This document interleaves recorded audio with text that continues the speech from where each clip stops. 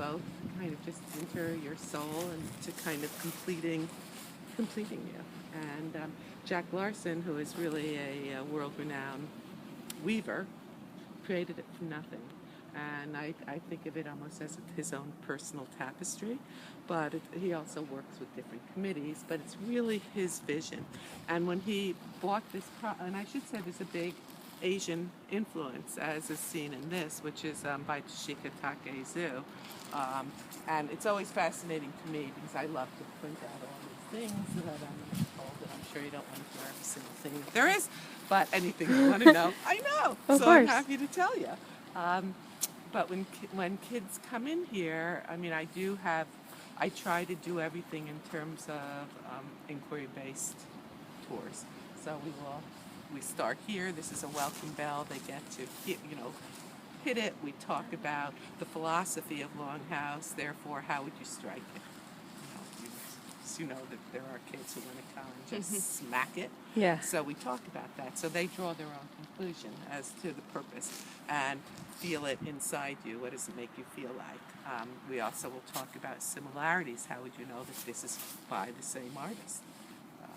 And then I will throw in another bit about the artist that they might not realize, that sound is very important to her. So you have the sound of the bell and then everything else she created, whether this size and closed or something very little and closed, has a bell inside of it. So that it has a soul to this artist. And then we'll go into things of touching it and feeling vibration.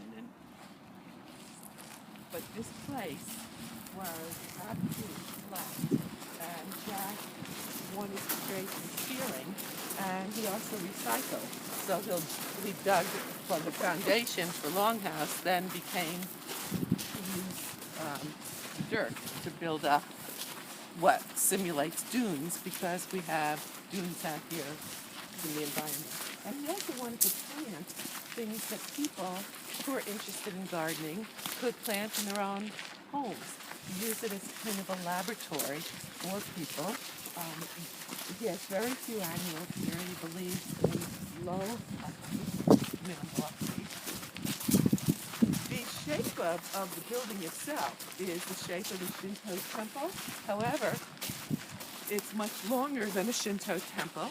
It had to be made out of materials that would withstand time. And he also modeled it after adobe culture as well. But it's very interesting because when you go inside of Longhouse, one of his philosophies is to bring the outside in and the inside out. So when you stand and you walk around, you see everything, and it once again becomes part of you. Because we're a garden, we also have one garden bed. We have